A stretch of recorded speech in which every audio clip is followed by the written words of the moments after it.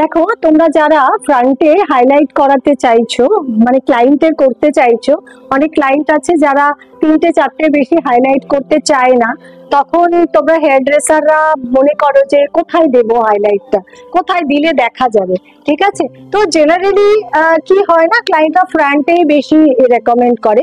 খুব কম ক্লায়েন্টরা থাকে কি যারা ব্যাকে হাইলাইট চায়, এবং 4-5টা হাইলাইটের মধ্যে ফ্রন্ট কভার করাটা খুবই চাপের ব্যাপার হয়ে যায়। তো সেই ক্ষেত্রে তোমরা করতে পারো কি, ক্লায়েন্টকে আগে জিজ্ঞাসা করবে যে তারা হেয়ারটাকে কিভাবে রাখে। কিভাবে রাখে বলতে যে তারা সাইড পার্টিশন করে কি, এই সাইডে পার্টিশন করে কি, ব্যাকে করে রাখে। তো সেই হিসাবে তোমরা হাইলাইট গুলো প্লেস করবে। তাহলে কি হবে, ক্লায়েন্ট যেভাবেই হেয়ার স্টাইল করুক না কেন, তাহলে তাদের ওই হাইলাইটটা দেখা যাবে। এবার যারা ধরো সাইড পার্টিং করে সবসময় হেয়ার রাখছে, তাদের ক্ষেত্রে তোমরা এখান থেকে একটা ডায়মন্ড সেকশন বার করতে পারো।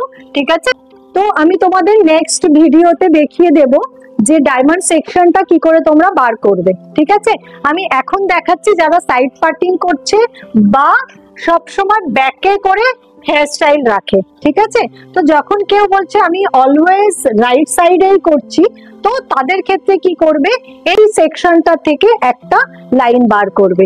এইভাবে একটা লাইন বার করে নেবে, নিয়ে এই দিকে সেকশন থেকে তোমরা একটা হাইলাইট প্লেস করবে। ঠিক আছে, এখান থেকে এইভাবে সরু সরু করে উইংস বার করে নেবে,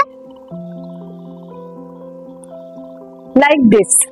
ঠিক আছে, তো যখনই তারা এইদিকে হেয়ারটা ফেলবে, তখন এই হাইলাইটস গুলো তখন ভিজিবল হবে।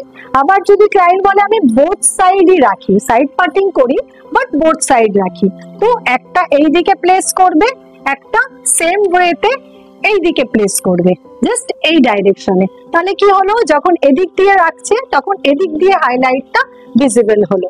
এবার যদি বলে যে না আমি মিডিলেও রাখি, তো সেই ক্ষেত্রে কি করবে, দুটো সাইডে দুটো দিয়ে দিলে এন্ড মিডিল সেকশন একটা একদম শিথিল এই বরাবর একটা সেকশন বার করে নেবে।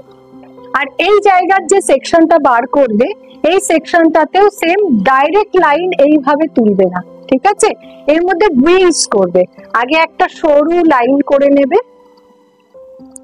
যদি কেউ গোল্ড কালার বা ব্লন্ড কালারের হাইলাইটস করছো, দেন আমি বলবো অলওয়েজ পাতলা পাতলা সেকশন নিতে। মোটা মোটা সেকশনে হাইলাইট দেখতে খুব চিপ লাগে। রেড কালার এই ধরনের কালার গুলো করলে পরে তখন কি হয়, একটু মোটা সেকশন ভাল লাগে, বাট গোল্ড কালারের মধ্যে একটু ফাইন সেকশনই দেখতে সুন্দর লাগে। তো মিডল থেকে একটা এরকম সরু লাইন বার করে নেবে এইভাবে। তো সে যদি মিডল পার্টিংও করে, তো যেখানেই করুক না কেন এই হাইলাইটসটা তখন ভিজিবল হবে। তাহলে তোমাদের কি হলো, 3টে হাইলাইটের মধ্যে তোমরা সামনে কিছুটা পোরশন কভার করে দিতে পারলে।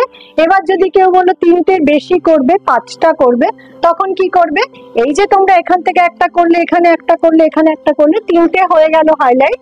এবার যে কেউ যদি ওপর থেকে এরম ভাবে চুলটা আঁচড়াচ্ছে, সেই ক্ষেত্রেও এখানে একটা লাইন দেখা যাবে, এখানে একটা দেখা যাবে, এখানে একটা দেখা যাবে। তাহলে আমরা আর দুটো সেকশন কোথায় নেব, আমরা তখন এইটাকে আটকে দেব। সেম ওয়েতে এখানেও একটা ছোট ছোট করে এইভাবে সুইং করার মতো এইভাবে করে একটা পার্ট এখানে বসিয়ে দেব।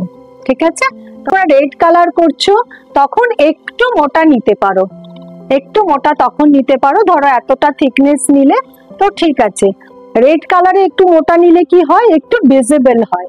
ঠিক আছে, তো এইটা তোমরা রেড কালারের ক্ষেত্রে রাখবে, বাট গোল্ডেনের ক্ষেত্রে রাখবে না। তো এখানে একটা দেব। সেম ওয়েতে আমরা এই সাইডেও ওই পোর্শনে এখানে দেখে নেবে যে তোমরা আইব্রোজ লেন্থের কোন বরাবর দিয়েছো, সেম এই সাইডেই দেবে।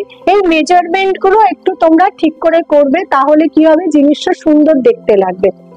এবার ক্লায়েন্ট যদি পুরো চুলটা এইভাবে পেছন দিকে করেও আঁচড়ায়, দেন একটা লাইন্স লাইন্স লাইন্স মতো যাবে, এবং সে যখন হেয়ার স্টাইলটাকে এভাবে ওপেন রাখবে তখনও সেটা ভিজিবল হবে। তো এটা আমি দেখালাম তোমাদের আজকে। শুধু ফ্রন্টে যারা 4টে বা 5টা হাইলাইট চাইছে, তাদের ক্ষেত্রে তোমরা কিভাবে হাইলাইটটা প্লেস করবে, আমরা নেক্সট ভিডিওতে তোমাদের ব্যাক পোর্শন এবং গ্লোবাল হাইলাইটটাও দেখাবো। Thank you.